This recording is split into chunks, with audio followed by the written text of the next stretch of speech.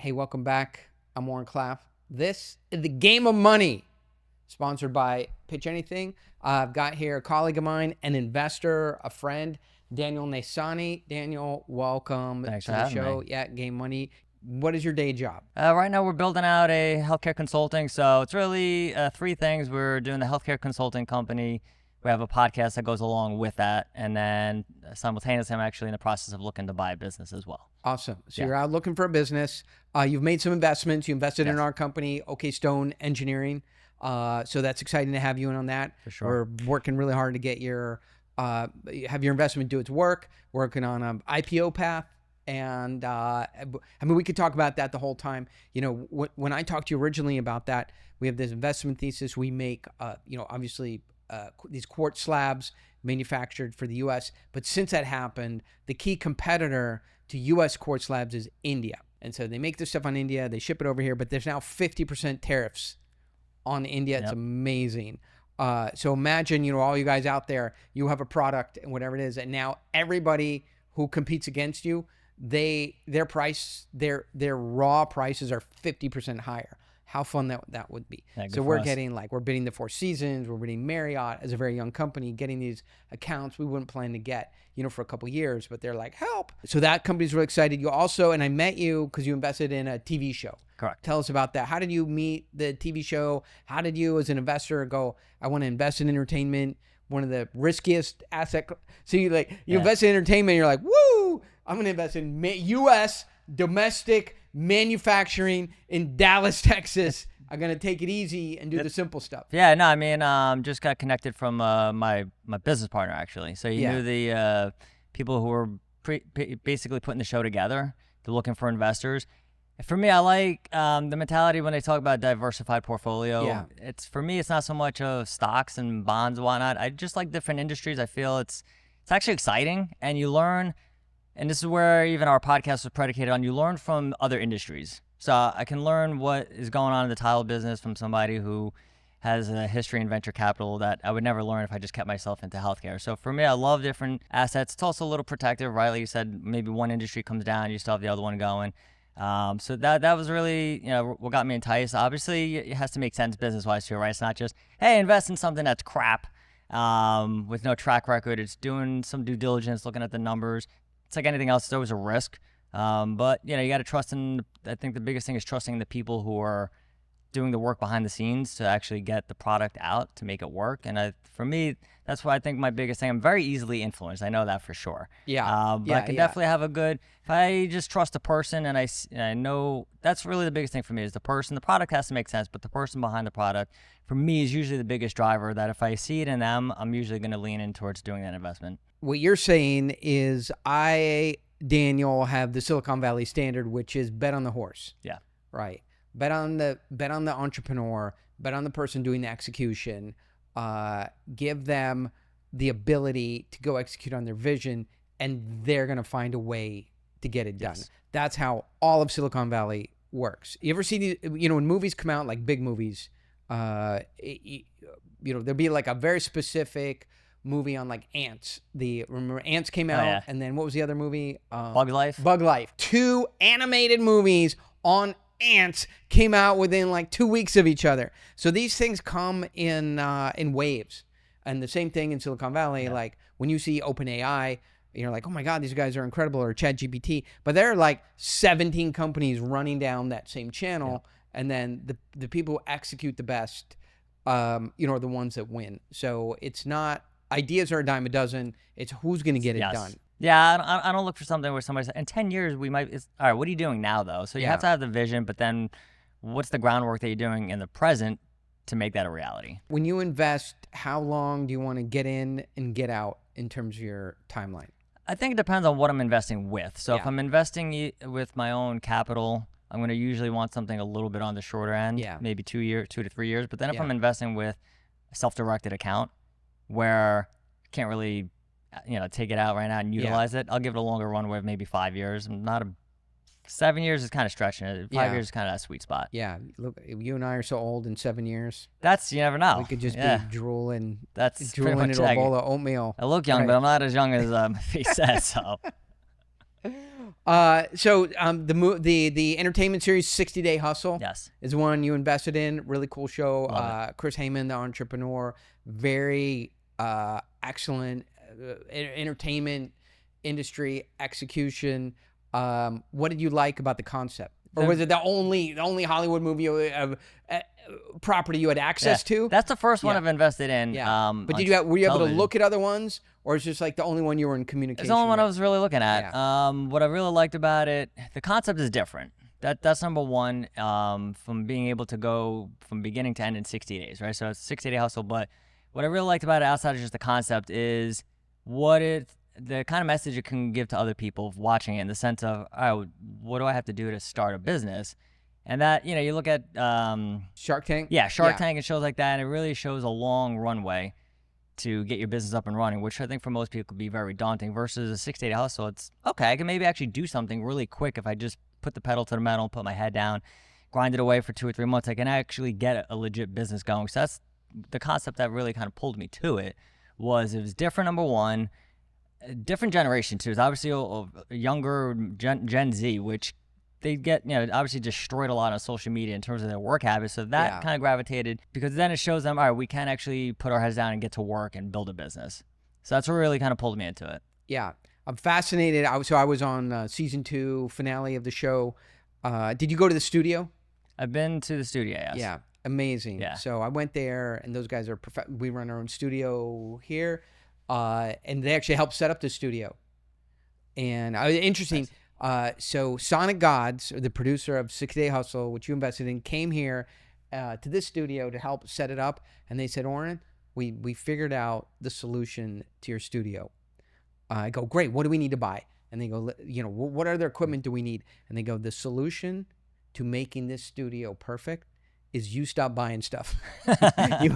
you start throwing stuff out. You have too much stuff to run a studio of this side. You don't need anything else. Stop buying stuff and just get the stuff you have to work. So I learned a lot. Simplicity works. Yeah, simplicity works. It is the storyline. It is the getting your talent from being on set, getting your talent to show up and do the talent work. So you need a talent supervisor. Yeah. It is the camera people, making sure they're on shot, and it's just a big production. It's not easy. Yeah, I actually, not that I did nothing behind the scenes, but just seeing the show and talking, like you say, you talk to insiders, and you kind of just what you described, and you don't really get to appreciate when you're watching something that you don't know about, of how much work actually goes into it. Versus it's just very easy to sit on the couch and say, well, that sucked, or that transition wasn't any good. Do you understand how much work goes into that? And that's definitely gave me an appreciation for the amount of coordination. I think is the best way to put it. Is like you said, you have all these different people, and they all have to work together to give you the end product. Yeah, and it's a show, right? So they have to produce it. So it's unscripted reality. Yes, is scripted. So they have to provide entertainment. So yes, the contestants are the contestants, the ideas are the ideas, the competition is the competition, but they also have to juice it for you there, because they need to make money. They need people to advertise. The show needs to get a season 2. They know what they're doing, and that to me is what impressed me about the guys you invested in. For sure. They know how to get an entertainment product out, not create 2,000 hours of tape. Do it in cutting. And that's when you see a great movie, is like, hey, did they build this movie, or did they build this show in cutting, or did they do it in or in shooting? Yeah, that's a good point. That's something that, you tend to not think about, because then there's that aspect that you said, you have the entertainment, right? It's not just, hey, let's show some entrepreneurs building a business. It's how do you make that interesting across the board, and bringing in different personalities, different stories, how to drum up, hey, I like this person, or this person maybe rubs me the wrong way, but that actually makes me interested. So there is a lot of psychology that goes into it as well that you really just don't think about. Would you invest in entertainment again? Ooh, that's a good question. I would say I would definitely think about it. I'm still obviously at the point where returns are still coming in. So I think it's a matter of seeing, all right, what's the end product look like, and get a full return on investment, so to speak, to see, all right, was this worth it? Did it make sense? What are some of the challenges? For me, I like to go through the process to see what could I even learn from to make my next investment better? So if it went well, how could I have made it even that much better? Or if it, like some investments don't go so well, what didn't I do? What kind of questions didn't I ask? So I think I would like to see the full process from start to finish and then say, all right, what makes the most sense for me? So I find you're very introspective, and these investments are ways for you to access, interpret, participate with the world. Yeah. And some people are doing a trip to Africa, other people are joining courses, some people are going. I mean, if you take 4 of your employees to a Tony Robbins Business Mastery event, that's $150,000, $225,000, for the week. Yep. Between the fees, the lodging, the entertainment, the actually the tuition or whatever it is to Business Mastery, which I've spoken at. And so in many ways, and this is a very, I think, unique view that you have. I have a lot of people with the same view, but most people think about investing like, how much money can I make by writing this check, right? And so should I go into index fund? Should I go into REIT? Should I go into Tesla? What public market? What liquid asset? But a lot of my investors, at the, especially guys at the $75,000, $150,000, $100,000 level, come back to me and they go, Oren, I don't care if I lose. I know this isn't you, but some, really well-heeled guys are like, I don't care if I lose the $100,000 at this point. I've gotten so much out of learning how you approach putting this money to work, how you've built the company, how you target going to IPO, what the strategy is, the whole community, the people I've met. Like, this experience of understanding this kind of asset, doing private equity in this way has opened up a new area, and I got a ton of value. Now I hope the money comes back and it's got some friends with it, but this has been a great experience. And I think you have that really interesting perspective, which is this investment, it's not, $1.5 million. It's not my whole nest egg. It is the job of this is I meet new people. I'm on a podcast. I get to experience the world in a way I wouldn't have being, passive focused in my business. Yeah, for sure. I mean, like you said, nobody goes into something saying, I hope I lose, but I get to learn, right? Obviously, going for a positive return. But yeah, there's definitely what can you get out of it that's much bigger. It's going to sustain you long term. I think we're living in a time period where you can make money. It's the easiest to ever make money, like, basically for anybody. So that's not, you can lose it. For me, it's definitely a matter of, if I lost all of it, will we be okay? Like, will nothing change in my life? And that's how I definitely can gauge my investments. But yeah, to your point, even in something like real estate, that's one of my criteria is you have to educate me along the way. I mean, I'm well more versed in real estate at this point, but when I was first starting out, like, I want to learn what you guys are doing because, I'm passive, so to speak, at that point, but I still want to know, are you making the right decisions? And then when I go to the next investment, how do I gauge what they're doing is the right way to make sure that I'm being smart with my money? So I think that for me is there's a curiosity aspect of just wanting to learn, but then to your point too about building connections. And I think, when it comes to connections too, it's not a matter of just obviously helping yourself. You also give the ability now to help other people. Because then if somebody says to me, I'd like to invest in real estate, or I want to invest in, a company, okay, now I actually have some ways to leverage them versus before I was just, hey, everything's passive. Sorry, I got nothing for you. Yes, I agree with that. I think the other thing is if you haven't invested $100,000, $50,000, and then you haven't invested $100,000, then you really are not capable of investing $250,000. And so there are people who've never invested the whole way along, and then they come into, either their retirement account or they have $1 million. This is the first time they're ever writing a check at the $1 million level, and you don't have the experience. Yeah. I'll give you the example on the other side is raising money. I meet people who've grown a company. The company's doing $30 million. Might have $8-10 million of EBITDA. They want to raise some money or sell the company, but they've never done any capital markets transactions before. They just don't know how it works at the minimum. Meanwhile, you got 18-year-olds from Y Combinator who by the time they're 21 have done 4 rounds of capital, and they understand like a safe, a 506c, having a portal, a cap table, having a board of directors, board meetings, the capital markets presentations, and an exit strategy, a pro forma, a part-time, CFO, governance, financial modeling, tax, audit. They understand all that stuff at 21. And here I got a guy at 50 who's never touched any of those topics before. Yeah. So you shouldn't expect that you're somehow going to invest $1 million out there without have written a 25, 50, 100,000, then 200. It's like boxing. You're not going to box Buster Douglas and Mike Tyson or whoever's current, coming out of the gate. You gotta work your way up. Yeah. And then, there's that aspect too, even outside the guy who has a stockpile of cash that says, okay, I'm ready now. For somebody who's even younger, I think it's a good way to, if you ever want to get into business yourself, now you can also see, all right, if I want to raise money, what would I want to do differently than maybe that guy had for me to do? Like I've invested in businesses too that I'm like, looking back, I'm like, all right, maybe I would have structured this deal out a little bit differently. Like percentages would have been a little bit differently. So now that I'm in the process of thinking at some point, maybe I might, maybe need some capital. At least I have an idea. All right, how would I structure this out to make better sense for the person who's going to invest their money with me? 1,000,000%. I think for all the desktop investment jockeys, to know but to not yet have done is to not yet know. And the other interesting thing I find is, I don't know if you know any stock traders or people sort of buy and sell commodities or anybody on that side of the table. No. I find they don't know anything about companies. You're investing onto the motherboard, into the DNA of the economy, of a company, of execution, of, into the core operation. The guys who are buying and selling stocks, they're buying and selling off of charts. Yes. They don't know anything about the company. Right? They're going, so Tesla is going up to a breakthrough. It hit a 6-week high. I'm selling into the dip. I'm going to rebuy. I'm going to collar it. They're just looking at a chart. Press, yep.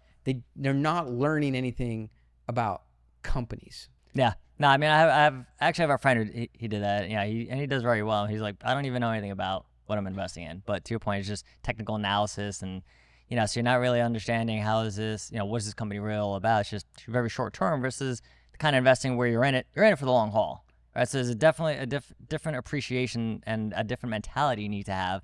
So to your point about how long do you want to hold an investment for, if you're, I want to just be in and out in a week or two, well, then this is not really for you. You got to start thinking, what's really long-term and sustainable for me, and how do I invest in something that's going to maybe grow into something that can help me significantly more in the long run? Yeah.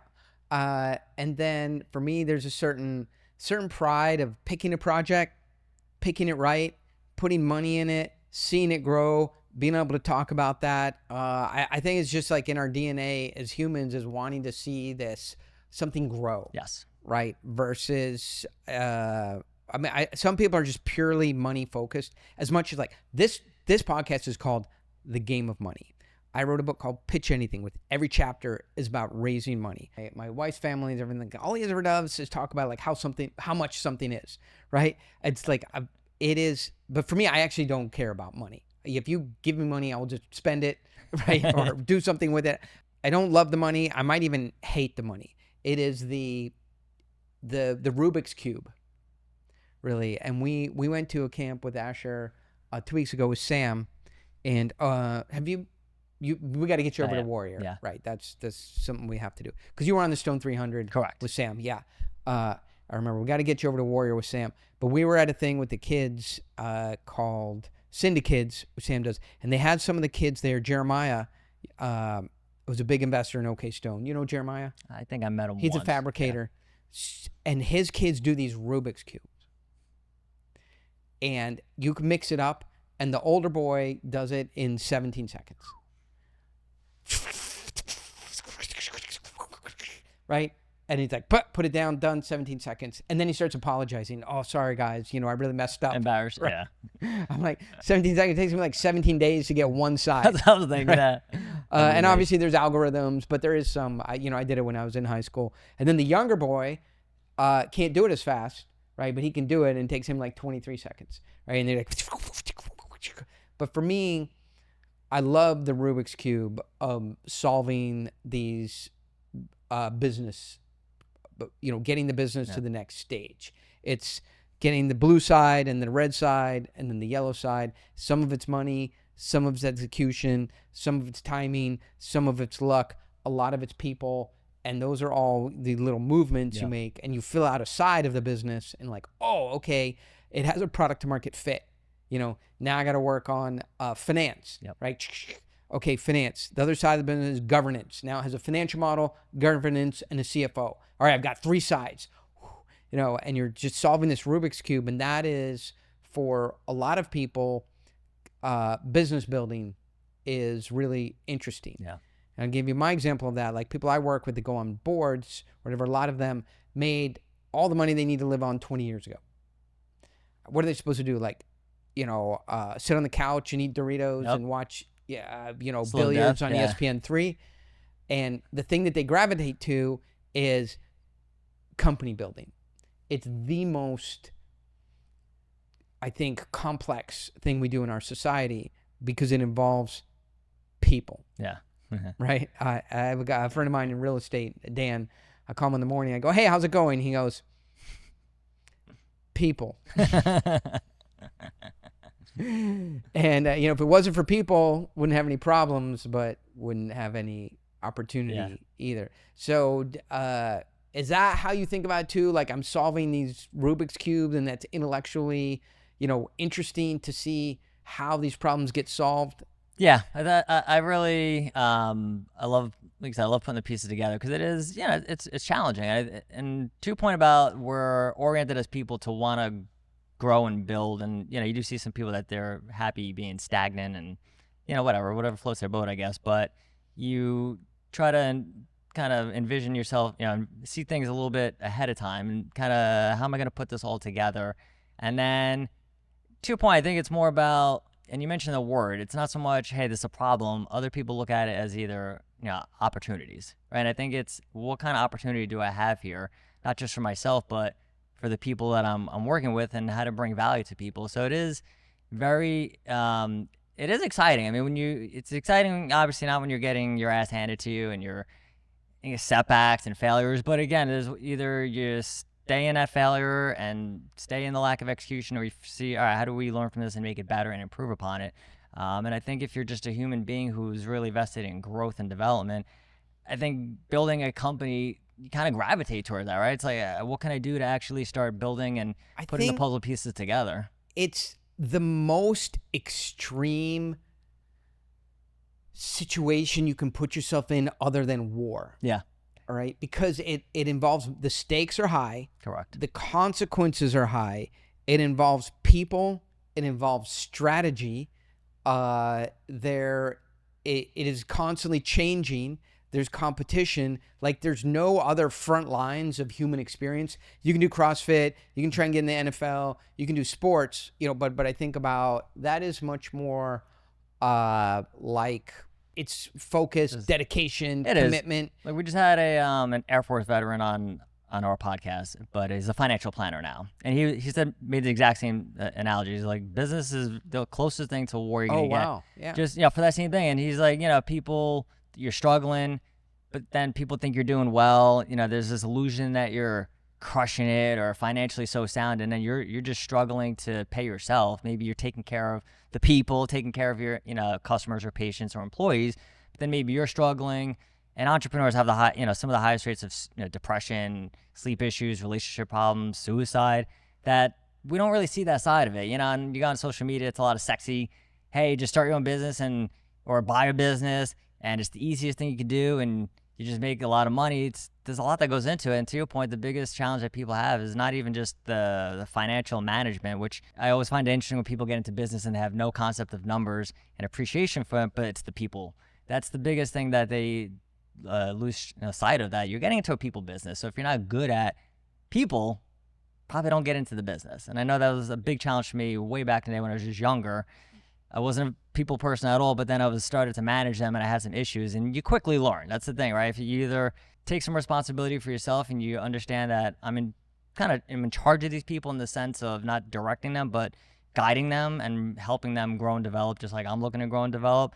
And that is definitely a large part of the business that a lot of people they don't really think of until they're kind of in it and they're having some struggles that aren't really resolving themselves. For one thing I can tell you for sure, for having dealt with so many businesses, is from the outside, people look at a business and really the business or the entrepreneur, the CEO projects revenue. Yes. Right? But this is going to shock you.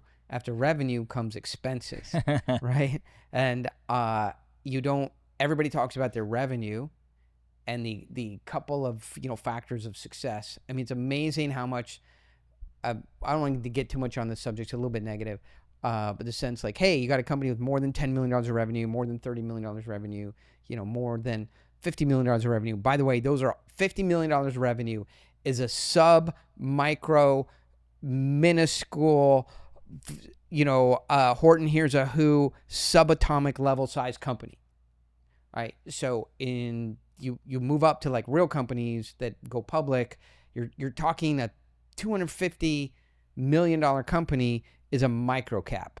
Sort of short of 300, Yeah. $400 million of revenue. Like, why do you even exist? Just give up and kill yourself, right? Like, stop trying. So $30 million of revenue, it is a really 20 to $50 million of revenue is one of the worst places in the world to live, because you've still got significant expenses to run that operating company. Yeah.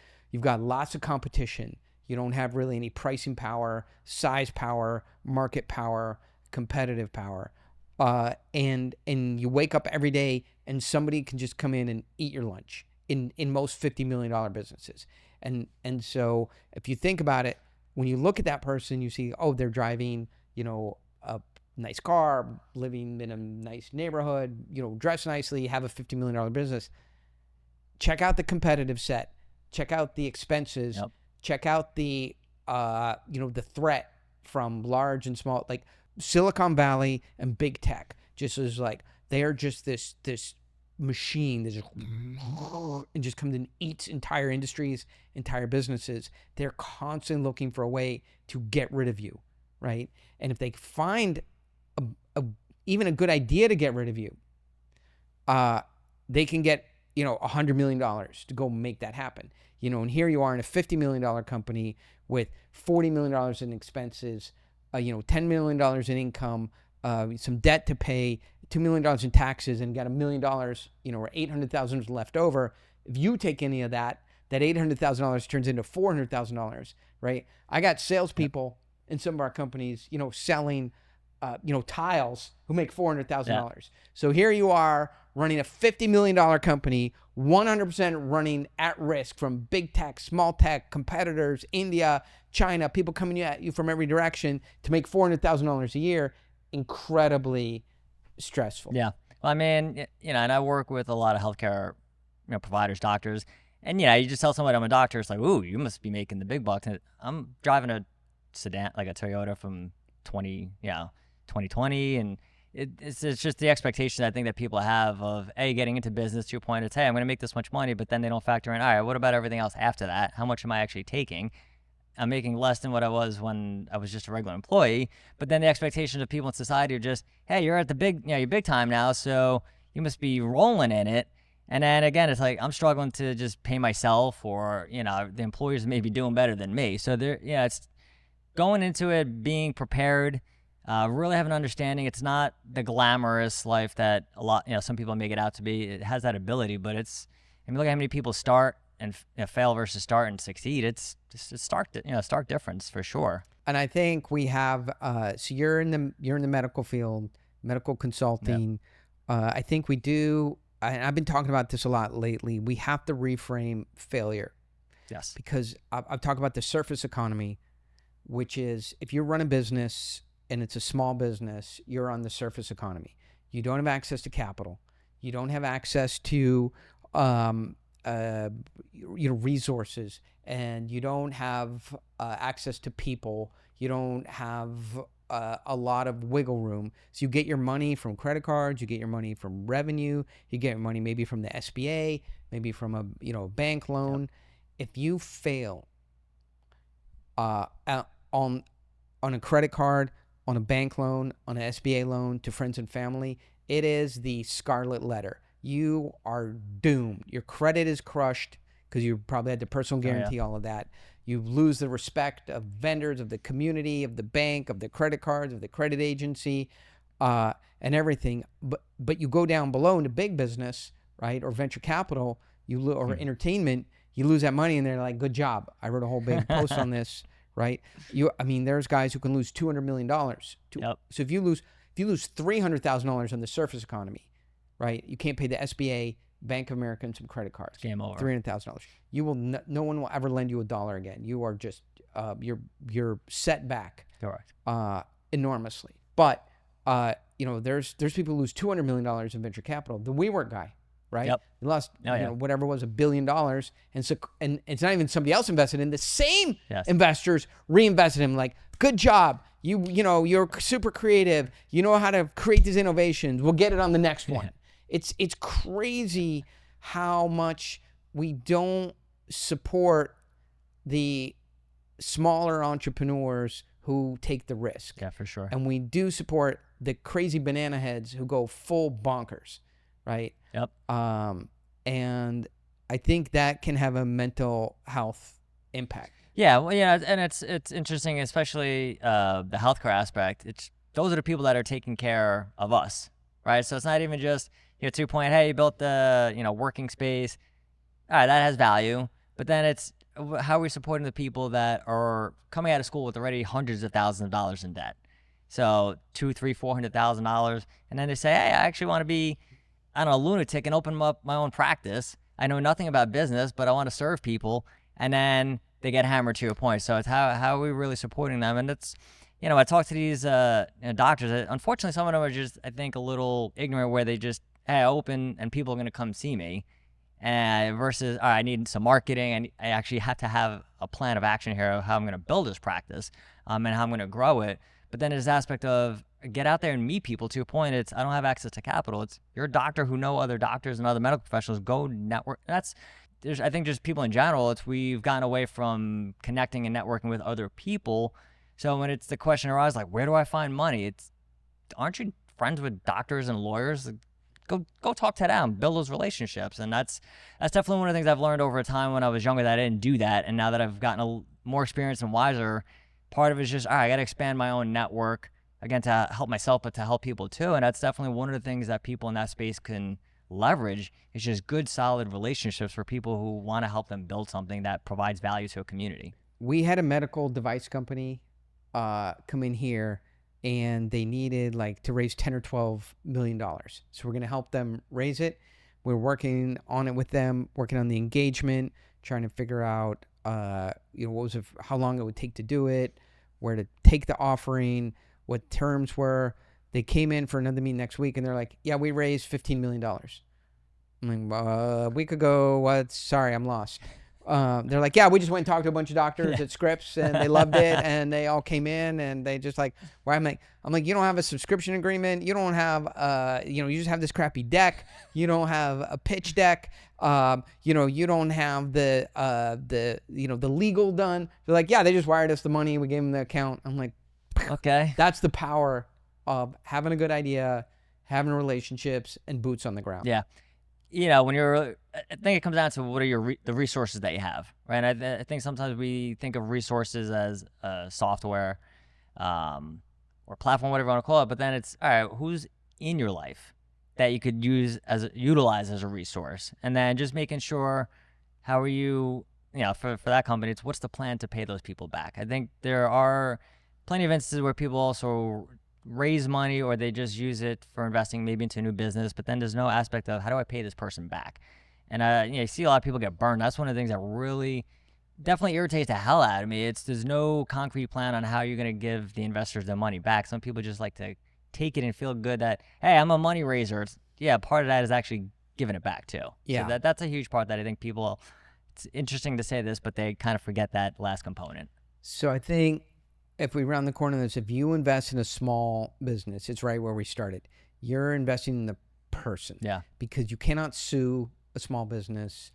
If they don't want to pay you, they're not going to pay you. This is 100% on the integrity of the person you invested in. Yeah. There's so many small businesses, the people I know invested in, they put $300,000 in, the business grew to $8 or $12 million. You're like, success. Here's the problem. $12 million business, you got $8 or $9 million of expenses, operating costs, loan payments. Yep. So there's $3 million left, right? You own 20% of that business. And so ideally, you would like, of the $3 million, you'd like $600,000, distribution. But they're going to, there's three of them, or, for the four of them who are insiders of the company, the CEO is going to get paid $600,000. The marketing guy is going to get paid, 350. So they're going to use $1.5 million in payroll, which is high, but not crazy bananas for a $12 million company. Correct. So now they're going to say, okay, pay. What you want them to do is take $120,000 pay, put the money into the distribution, and make the money out of the distribution. They're going to take the money at full pay as if they were working at, GE, GM, Apple, some big company. Next, they're going to load up with cars, travel, laptops, phone, all that kind of stuff. That's going to eat up another $400,000. So now out of the $3 million, they're going to have, $1.9 million. There'll be $1.1 million, left over to distribute. And then because they're taking that $1.9 million as pay, they're going to be in that $1.1 million as distribution. So you own 25% of a $12 million company, and you're making that's hugely profitable, and you're getting $200,000 a year. So then you're like, let's sell this, right? So I can get, so at $12 million, all right, we're not Apple, but we're making $3 million in income. If we add back your salaries, okay, we're worth 8 against income, so we're at $24 million. I have $5 million wrapped up in this company. Let's sell it. And they're like, hey, this is a cash cow. We're making $2 million a year and pay another $600,000 in distribution. Why do we want to sell it? We don't have anything else to do. That's where most small company investments end up. Yeah. Flooring company, tiling company, roofing company, construction company, a few medical offices, real estate deal, real estate development deal, hockey rink, film studio, film. It's all going to come back to the integrity and values of the people 100%. That you're investing in. Yeah, for sure. And I've talked about mistakes. Like I've made some of those mistakes of not necessarily having those I think the biggest thing too is having the conversations beforehand, right? Oh, I see your mistakes and I raise you a bigger mistake. Yeah, I'm sure. Well, yeah, bigger money, bigger mistakes, right? But I mean, that's the thing, right? So you have to have the conversation. And I think part of it too is knowing, whether I call it a weakness or not, but knowing that I'm very easily influenced. So it's being able to go into conversations and knowing my own pattern. Yeah. And for people who are investing too, it's all right. Does it take me 5 conversations to be sold on something? Does it take me one great conversation with some information? I think those are things I actually did not know about myself when I made some of those investments that I know now that I'm looking at the deal, I'm like, what the hell was I thinking? But, again, a piece of advice my dad gave me, just learn from all your mistakes. And he's like, if you just, you do the right thing over in the long run, your mistakes are going to be nothing compared to the win. So I'm like, that's the only way I could look at it, or else I could just look at it and just say, Jesus Christ, I lost all that, all that money, and my wife, unhappy wife. But I'm like, you got to learn from it and make it better and better. And that's definitely what we have to do. But just knowing what kind of questions, outside of vetting the person, it's just what kind of questions do you need to ask too that gives you an insight. Totally agree. I think as we round the corner and wrap up, for me, my takeaway from this conversation is I think about it like I never really want a partner. Because the partners that I think you gravitate to are people you understand, and they sort of do the same thing you do, and it's just a mirror. Yeah. You're like, how do I look today? Right? Correct. And that's what the partner gives you, is like, yeah, you look good, right? But it's you don't need a mirror. So the partner I have now is the guy running, OK Stone Engineering. We've been friends since we were 13 years old. For 40 years. I was going to say, so like 20 years? Yeah, 42 years. Something like that. We're old and crusty. So we've been together for that long. But he's a good partner because he doesn't do anything that I do. We have like 3% overlap, right? He does operations, supply chain logistics. He goes to 3-hour meetings. He can do 5 meetings a day. I can't do that stuff. But I write, I do the narratives, I do the video. I get myself presentable, for video. I travel, I speak. He doesn't do, any of that narrative stuff. Yeah. He does heavy operations. We're great partners. And for me, if I think about it deeper, the great partner is somebody that you can either knows your patterns or you can tell your patterns, and they have enough seriousness in your life to stop you from your self-harming patterns. You need somebody to keep you accountable. Yeah. Right. So if you don't have that ability to have a partnership, and maybe it's just yourself. I mean, even in the consulting, coaching world, It's part of it too, right? It's I got everything under control versus, all right, maybe somebody can come in and see the stuff that is not really present to me because I have some weaknesses or some blind spots or just terrible at some things. Like maybe I'm horrible at marketing or I'm horrible at, call it as leadership, or I have no growth plan. It's being able to have somebody compliment you if you don't have the ability to have somebody Although who's a I'd partner. say if you don't have leadership, you don't have a growth plan, and you're You bad probably at don't have much of a marketing. company. you need a really good partner. Yes, you do. You'd be surprised, all right? Like you go in, it's like, so how are we growing? How are we doing this? Like, I don't know. We're just kind of showing up day by day and praying and hoping for the best. But yeah, that's part of it too. Is you do see a lot of companies they want to hire the same person, right? It's just get all those alphas. Believe me, I want to hire myself. Yeah. So I know how to talk to that person. I know how that person thinks. I know how to manage that person. I know how to motivate them. I know what to pay them. I know how to evaluate their work. Yes. I know how to help them out. So it's easier. Right? Right? It's easier to manage, going back to people, it's easier to manage those kind of individuals, even if it's a partner, versus, all right, they contradict me or they come at me they challenge me. It's, well, again, are we predicated on growth or are we predicated on ego and making ourselves feel good that we just say we run a company versus running a profitable company that pays people back and is actually helping us grow and develop. So that's definitely a huge thing. And it's in my own partner, same way. We really have different strengths and weaknesses that we just both like, thank God we know each other and play off each other so well. And that really is important versus just, all right, we're all the same and just how we're identifying what we're not good at.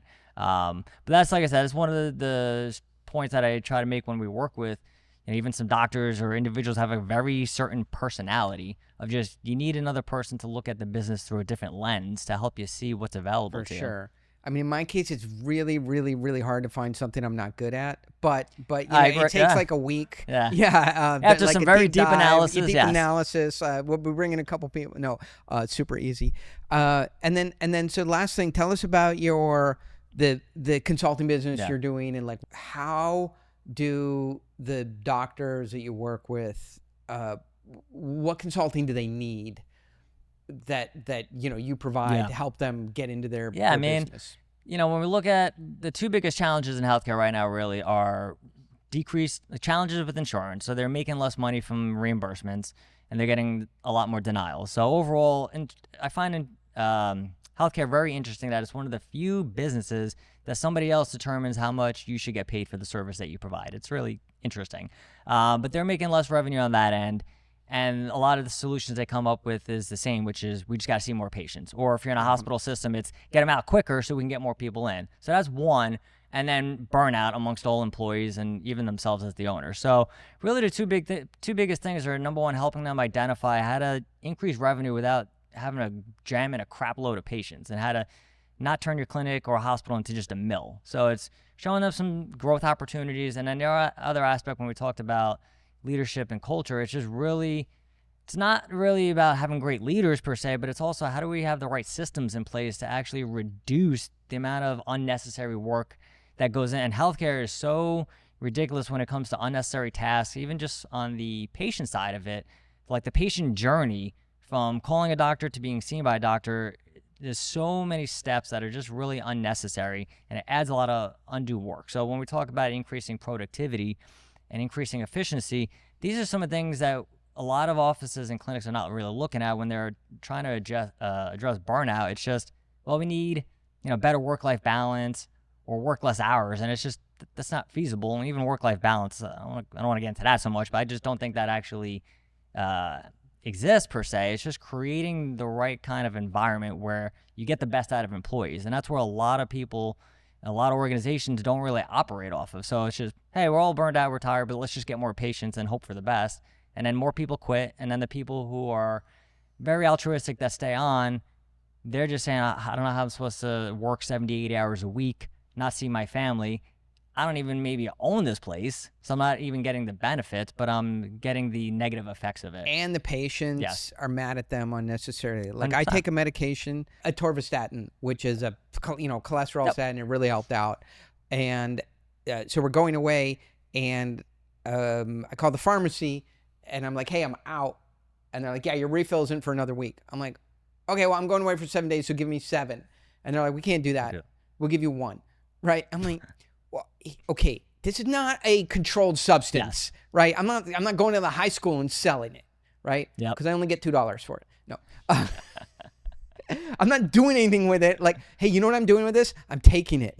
Right. And by the way, this is like Walgreens on Industry Boulevard. Like, I've been going there for 3 years, but every 30 days, I take the same thing. They won't give me, the pharmacist won't give me 7. So I'm like, hey, just call the doctor and ask for my early refill. And they're like, oh, you're up on your year, so you have to come in and get an appointment as I'm heading out of town for vacation. Yeah. Like, for a non-controlled substance, like the most, other than like a lollipop, is the least medical medicine that you can get, maybe than, an Advil or a That's the shit Claritin. that actually pisses me off. It's because bananas. The people who pay the consequences, not just the employees, the trickle-down effect is to patient care.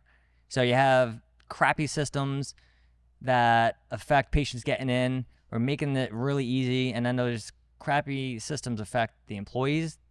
So it's such a trickle-down effect that these organizations don't really think of. You're really affecting the community because you're not taking the time to make your office. I mean, we're almost in 2026, and a lot of these offices are running like the year 2000 with their systems or lack thereof. So it's being able to just really go in, look how to improve systems. And I think there is this aspect in medicine where some clinics if they look at the patient like, you guys need us.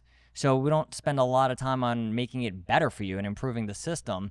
So we really go in there, it's just, I'll make your ass wait an hour in the waiting room and you'll be fine with it, versus knowing even the numbers and the stats that show how many people won't go back because you make them wait that long. So that we take it for granted. So it's being able to go in there, creating some better systems, 2026 so systems. Needed. Yeah, and then just how are we growing this company if year after year, the pattern, as you said, is we're making less money. So how do we supplement that versus just getting more and more people? I have a provider, and he thinks that selling, vitamins or protein or anything is it. I'm like, I want you to sell it to me. Yeah. Right? I want you to make money because I want your because he knows me. Yes. He's a physical therapy. He knows me. He knows my body. He knows I see him twice a week. I want him to sell vitamins and protein powder because whatever he recommends, I believe in because I trust him. He's honest. He's hardworking. He's forthright. He's a family guy. Like, anything he says, if he tells me to stand on my hand and light my feet on fire, I will do it because he saved my life, right? And he doesn't, but he doesn't add that to his business. I don't like to sell. Yeah, I know. He doesn't want to sell. I'm like, yes, give me your. So he recommends stuff, and I go buy it from someone else. Makes no sense. That's the kind of stuff. It's just you bring the stuff that you're sending out, bring it in. But they look at sales as like, it's kind of creepy. But I think it was Dean Graziosi. Like, perfect line is like, selling is service. That's it. Like, selling equals service to the person. That would have flipped such a switch for me back when I was younger. Like, if you're not adding that value to the person, how are you actually really helping them to your maximum ability? Yeah, 1,000,000%. So I see why that. If you're a doctor, call Daniel. He has if you're a doctor, I'm looking at you, call Daniel. Let him spring your business up. I had a spine surgery from a CrossFit injury. Sounds worse than it is. Well, no, it doesn't. It's spine surgery. It's pretty horrible. bad. It was friggin' horrible. You got people out there who are like, I'm on my 6th surgery, still trying to get pain relief. So they gave me a medication called baclofen, which is like a little bit of a muscle relaxer. My first year after surgery, they give you a small amount. They give you like 12 tablets, right? So over the course of a year, I used 7. Okay. So like every once in a while it flared up and I took like a quarter of the tablet. Pretty good. If you Google baclofen like abuse on Reddit and everything, people will be like, yeah, I'm up to 30 a day, right? I use 7 over a year. And also they'll be like, how do you get high on this shit? Because it's not something you can get high on. They're like, I have to mix it with like 8 balls and and vodka to get high on it because it's a muscle relax. It's not a I don't know the medical terminology. It's just not for pain relief. It's just simply really to help your muscles relax. It doesn't give you I don't know. I haven't taken enough, but according to Reddit, just asking for a friend. Yeah. But according to Reddit. It just doesn't give you a high. Yeah, different stuff in the brain. It is a controlled substance. So I call my doctor and I go, hey, this one expired. Can I get another 10? Huge crisis. You have to come in. I'm like, hey man, I have a pretty good record of using 7 baclofen in a year, where like people are using 10, 20 a day, to manage condition. I'm not exactly abusing this stuff, and just a huge ordeal to get another 10 baclofen. And that, I had a friend who, there's just so many stories. So his wife had spine surgery, different from mine, but she was on Percocet. I also had from the surgery like a whole bottle of Percocet. You know, it was like 12 or 15 or whatever. I didn't take any of them. I didn't need it. It was just laser endoscopic surgery. So he's like, "Hey man, do you have from your surgery? My wife, we went on vacation. She doesn't have any. Do you have any perks?" I'm like, "Yeah, I have my leftover. I'll FedEx it to you." He's like, "Great. How many are there?" I'm like, "I have 12." Right? He goes, "Yeah, keep them." Right? That's like 2 days He's like, worth. "That's a half a day for her." Oh my God. So you see so many different sides of the system that doesn't work for anybody. But the doctors need to learn how to make money for themselves. You gotta make, yeah, and honestly, you gotta make it easy, right? I mean, I haven't been to the doctor. I mean, emergency stuff aside, you colds and this and that. But other than that, I'm like, can we just do telemed? And there's even things like that where a doctor's like, I could easily just see you for 2 minutes over the computer, not have you drive maybe half an hour to see me, and then you pay the same copay. That's also the kind of mentality I don't think they understand, is where people they question medicines. Like, are you just bringing me in for my $40 copay? You couldn't just talk to me over the phone and tell me the same shit. We get the same thing. You haven't been in for your annual. I'm like, anyway, we're into the whole thing. Let's not get into solving every problem in the medical creating system. Efficiencies and working on improving the system for the patients too. That's really, you improve that, and that's all really what a lot of offices don't also realize too, is you actually improve your brand when you do things like that. There's a lot of people opening just cash-based practices. It's easier for them as the practitioner, but it's also, I can provide better service, which elevates their brand. And that's what a lot of offices don't. They never think about their own brand. They're like, we're the same as everybody else, so everybody else makes them wait an hour, and everybody else makes them come into the office for their pills that they haven't even used over the course of a year. So let's just do the same thing. Versus, how about we do things a little bit differently and really elevate ourselves amongst everybody else in the community? Yes. Awesome. Daniel, thank you for being here. Thank you for having me, Oren. The game of medicine. Yes. For today. Yeah, look, it's a game of money too. If you're not making money, you're not staying open to help patients. I love it. All right. We don't have sponsors other than me. Otherwise, we'd be like, hey, thank you, Microsoft. Thank you, Hyundai. Thank you, GM, I'd like to give a lot of thanks to Pepsi and M&M's, Coca-Cola, and NASCAR. But it's just eventually. Thank you for coming here. Thanks for having me. Thank me for paying for everything. Awesome. Thanks for being here. Thanks for having me. Yeah. Awesome.